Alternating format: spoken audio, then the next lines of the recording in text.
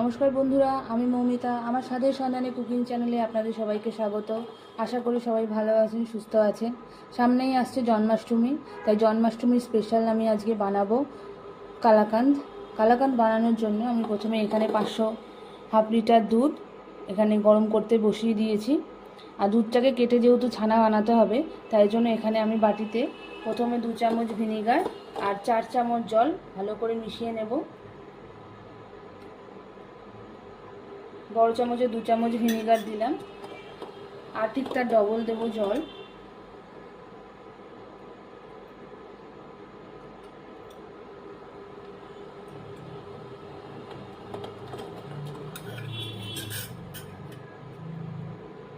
ভিনিগারটা জলে গুলে রেখে দিলাম।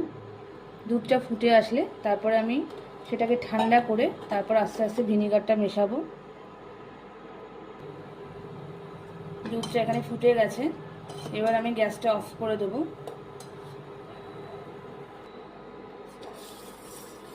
এইভাবে হালকা করে নাড়াচাড়া করে দুধটাকে একটু ঠান্ডা করে নিতে হবে।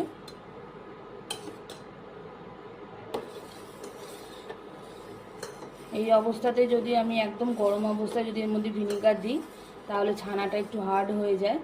তাই জন্য প্রথমে অল্প একটুখানি ঠান্ডা করে নেব। একটু ঠান্ডা হয়ে গেছে,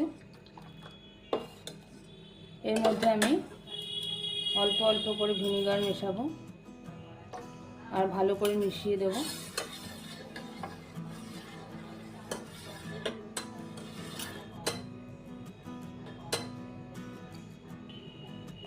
এই ছানাটা বেরিয়ে এসছে, দেখুন জলটা আলাদা হয়ে গেছে।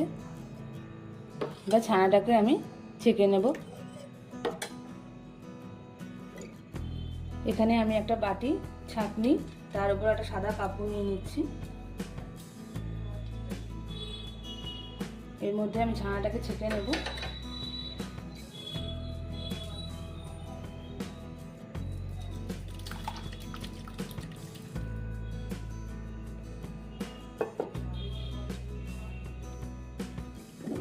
এই বাটিটার মধ্যে জল দিয়ে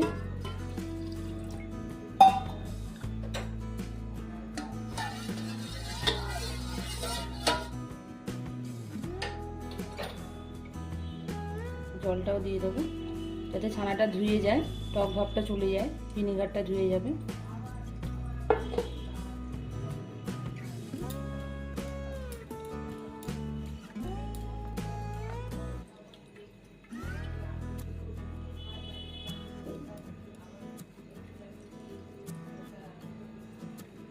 ভালো করে জল ঝরিয়ে 10 মিনিট এইভাবে রেখে দিতে হবে, যাতে সব জলটা বেরিয়ে যায়। এখানে আমি কড়াই বসিয়ে দিয়েছি, তার মধ্যে আমি আরও 1/2 লিটার দুধ দিয়ে দিচ্ছি।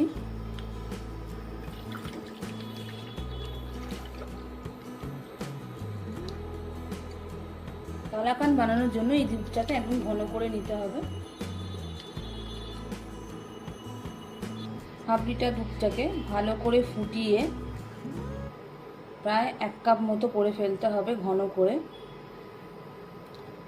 সমানে এরকম নাড়তে হবে যাতে তলায় লেগে না যায়। দুধটা আস্তে আস্তে ঘন হচ্ছে, এখানে আমি পনিরটাকে ভালো করে স্ম্যাশ করে নেব,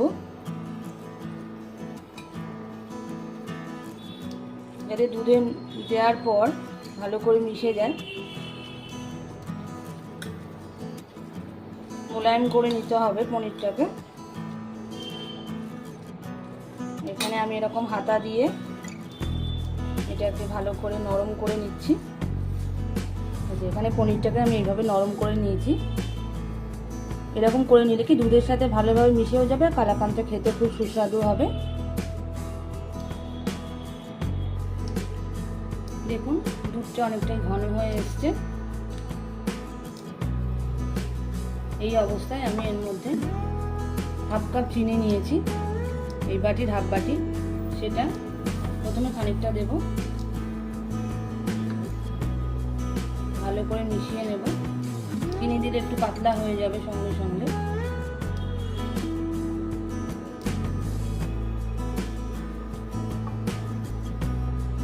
ভালো করে মিশে গেছে, গুলে গেছে চিনিটা।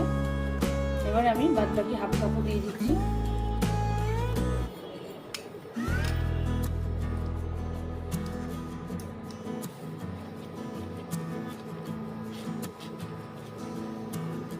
বাড়িতে যদি আপনারা এইভাবে স্টেপ বাই স্টেপ বানিয়ে নেন খুব তাড়াতাড়ি হয়েও যায়। আর কালাকাঁদ খেতে তো আমরা সবাই এমনি মিষ্টি খেতে খুব ভালোবাসি। দুধটা ঘন হয়ে রেডি হয়ে গেছে। এই অবস্থায় আমি ছানাটাকে এর সাথে মিশিয়ে নেব।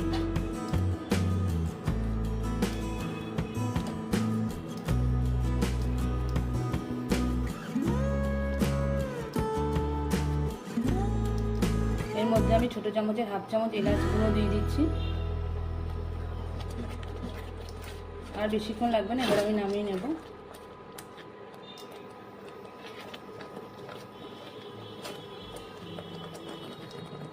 কালাকাঁদের মিশ্রণটা রেডি হয়ে গেছে। এখন এটাকে আমি নামিয়ে রাখবো ঠান্ডা হওয়ার জন্য।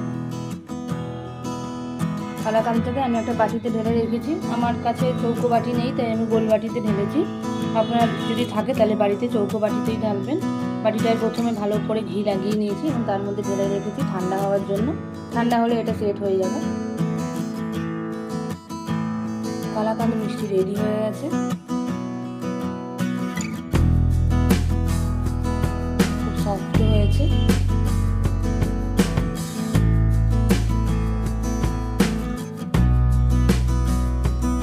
এইভাবে বাড়িতে বানিয়ে আমাকে কমেন্ট করে জানাবেন কেমন হয়েছে। আমার রান্না যদি আপনাদের ভালো লাগে তাহলে অবশ্যই আমার চ্যানেলটাকে লাইক, শেয়ার এবং সাবস্ক্রাইব করবেন। বেল আইকনটা অবশ্যই একটু ক্লিক করে দেবেন। আমার নতুন চ্যানেল, আমার পাশে থাকবেন। আজকের মতো এই অবধি, নমস্কার।